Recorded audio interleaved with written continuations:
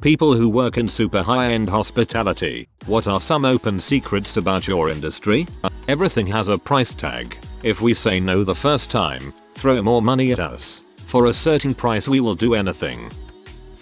People from old money dress however the heck they want. Hawaiian shirt and khakis with black tube socks and slip-on sandals, $500 cash for his dinner for he and his wife. I managed a $100 tip. I miss that job. I love old money weirdos. I live in a horsey part of the country and it's almost guaranteed that the disheveled homeless looking old lady at the grocery store is actually on her way home after riding her $250 K horse, is wearing a rumpled $5 KMS scarf under her filthy $2 K English barn coat and had riding boots in her car that cost more than I paid for a year in college. There's a tale I read years ago about a man who walks into Harrods and asks to buy a live elephant. The clerk is supposed to have replied, "Very good, sir. African or Indian?"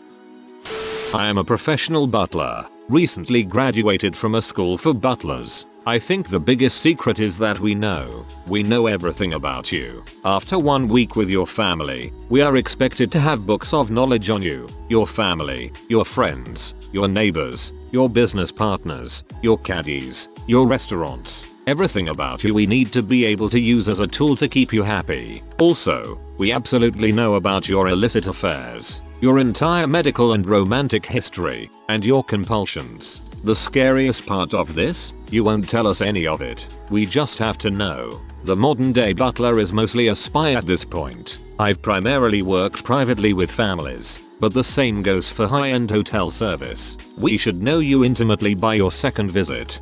Somebody get this guy an AMA. Having money does not mean that they're happy. I swear half of the luxury services industry is funded by people who pay us plebs to be around them in order to stave off crushing loneliness. Agreed. But I'd rather cry in a mansion than a shack. Sometimes the richest are the cheapest. I once served a guy worth $7 billion. He paid the $9 with a $10 bill and waited for his change. I didn't make $7 billion by giving away dollar bills.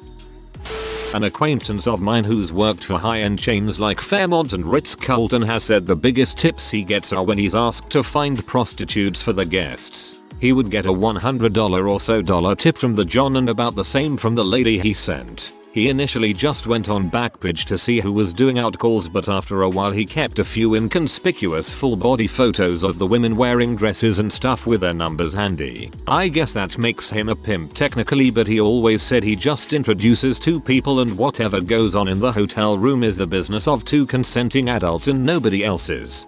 I'm genuinely wondering if I know your friend, having worked for one of those two brands for a number of years. Was concierge at a very famous hotel in the south. People paid premium to be on the exclusive floor and have me serve them food and drinks. Before I quit, there were roaches everywhere. I was putting away a stack of plates and there were roaches crawling on the plates, bowls, utensils. Tried telling management several times and they did nothing. Brought my own dang bug spray. Not really an industry secret, but for such a prestigious historical hotel you would expect better. Management would talk about the benefits of being an employee. For me it meant great tips and taking home leftover food since I couldn't afford much groceries. All the while the vice president was sexually harassing several female staff.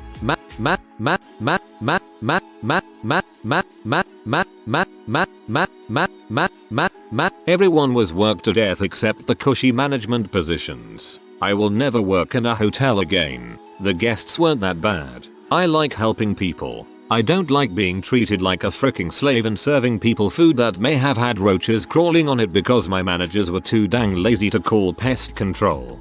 It's Mar-a-Lago, isn't it? When I waited tables I louvered the drug dealers. They paid cash, tipped well, and were the nicest. If they wanted something off the menu I'd run to the grocery, get the crap, and pay off the cooks to hook it up. Always worth it.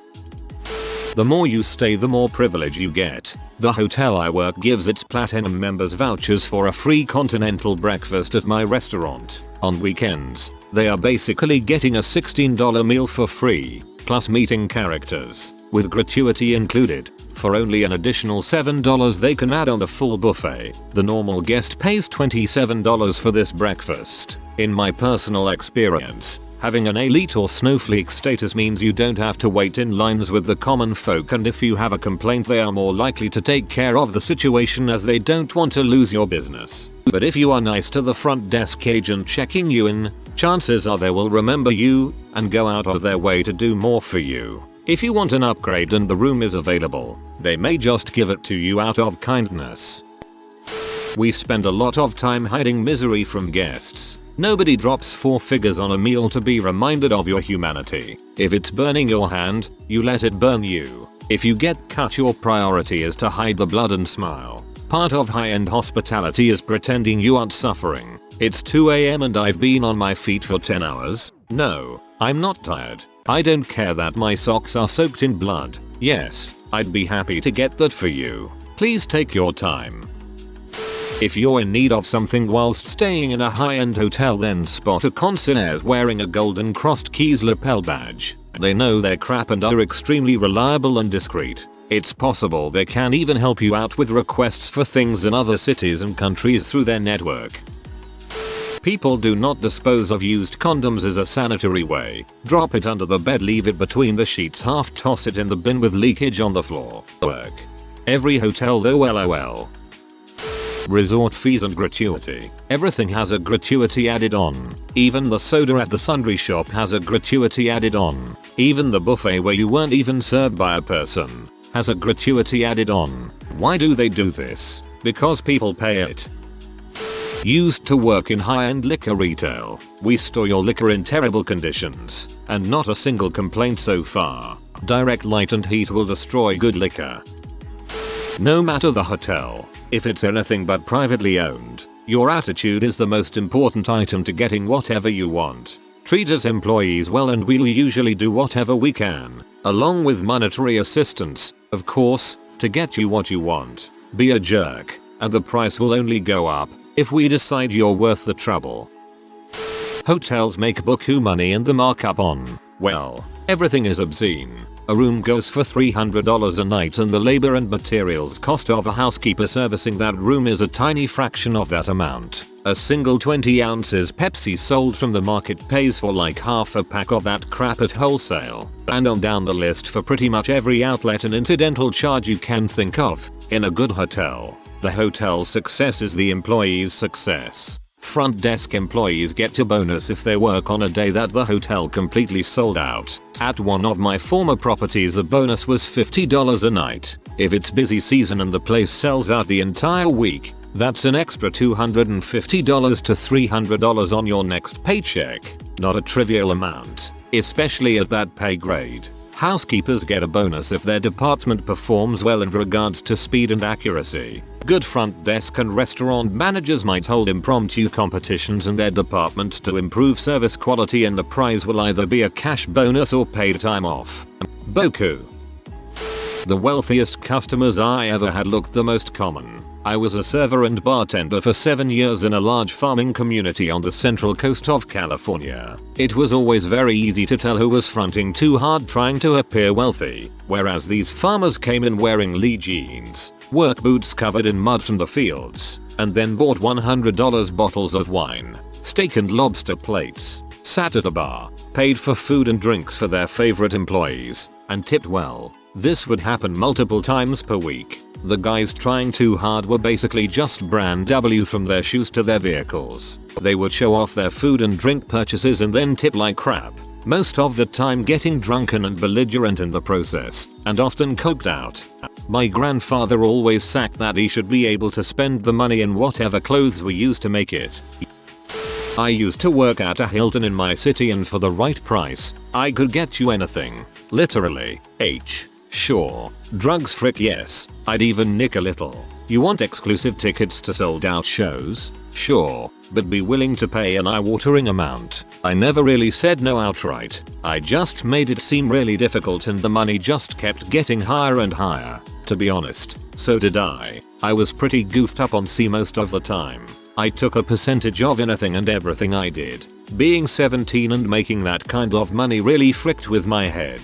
I had repeat guests who would request prostitutes, drugs, outrageous meals from high-end restaurants, Imagine phoning into restaurant Gordon Ramsay and asking them to do a fine dining course to go. The guest was willing to pay any amount and I got it done. Made about £400 on it. Orgy parties. Fairly common. Exotic car rentals. Super rare high-end vehicles. Bugatti. Koenigsegg. etc. Not always doable, but I'd still get paid a handsome sum for trying. Rearranging the hotel suite to their liking. Usually cost in the thousands of pounds and I'd make a tidy amount from that. Exotic animal sauterage. Funeral arrangements. Yes, really, and so many weird things. TLDR. As long as you are willing to pay and make it worth my while, I could make it happen. Most of the time. Everything does have a price. I've been with my family in Aspen and we're doing some Christmas shopping at a high-end store that's not there anymore. My father is buying my mom a fur coat and my late wife a purse. He decided to be difficult as we, my two brothers, myself, and my dad, drank them out of champagne and he asked for a specific kind to celebrate since my wife and mom come in and the stuff is in a box and bagged. My dad is saying to go grab this champagne and there's only one person at the store. She says she can't leave the store even if the liquor store is 2 blocks away. He says I'll take that purse I just bought in red and white if you go get us 3 bottles. To this day it was the most obscene display of wealth I've ever seen. She worked on commission and said I'm locking you in, I'll be right back. I worked for 3 years at a Hilton hotel doing the room service night shift and my god, it's a whole different ball game during the night in a hotel. The absolute most fun job I've ever had. One of the places I bartend at is a high-end restaurant with chefs trained in Paris and all our customers are wealthy educated people who like to flaunt how wealthy and educated they are. We have one guy who will even go out of his way to use words he doesn't think we'll know so he can belittle us and go you don't know what means. Right now I'm getting trained as a server as well and one of our jobs is to check for hair in the food before we take it out. There is almost always a hair and we just take the hair out and take the food to the customer. I skimmed through a few comments and see no open secrets. We get it. People with money are sometimes cheap. They may not be happy. They may be rude. However, what are the open secrets? The big secret is, there aren't any. Everyone is just people. I worked at a high-end hotel many years ago and what I found was most of my co-workers would bend over backwards at any time for guests, especially super wealthy or influential ones that often threw tantrums and treated concierges like crap. The amount of time and effort co-workers invested in trying to appease everyone and uphold this brand standard and thus taking themselves too seriously in the process was one of many reasons why I escaped that industry and never looked back. I was also propositioned by guests a handful of times and even had female co-workers put the moves on me. Female co-workers were often hit on as well. There's a dark side to the industry. I value high-end quality hotels and appreciate good service, but whenever I travel I am always especially nice to anyone working at the hotel after 3 years of doing it myself and knowing what freaking shitheads people can be. I've been in the fine dining industry for about 5-6 years now, in the kitchen, and it's a massive amount of work. About 85-95 hours a week of back-breaking work with a fairly high skill demand. All this work and passion you would think it pays well. It doesn't. I get paid $12.25 HR. Most do it because they love it. Yeah, that's right. I'm sure it would be different if we all had a bit more disposable income and weren't so desperate for every dollar to survive.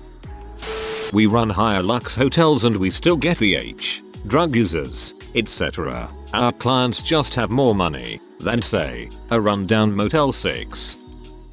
If you have a lot of money we will do everything in our power not to 86 you or your party. Just keep it in the room and listen to security if they do show up. Not really a secret, but it's weird how even back of house staff like me get told this rule in case we ever run into someone we need to report. And boy does it make some stories. I work at HQ level for a high-end hotel chain.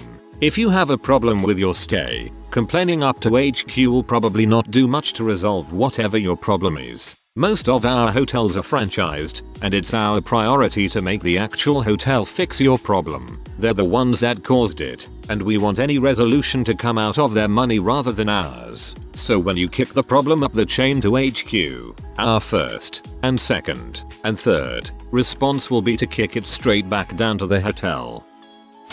If you are new to the channel, you can subscribe. I publish new videos every day. Until then, check another video.